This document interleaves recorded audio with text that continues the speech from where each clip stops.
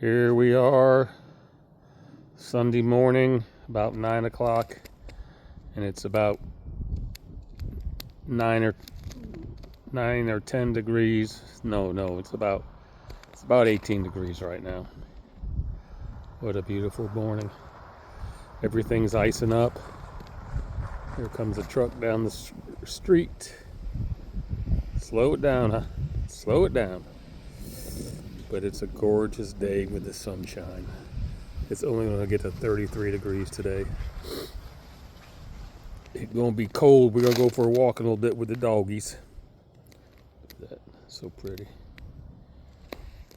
So this is Camper Bob reporting to you live on Snow Sunday from the compound for WJPB.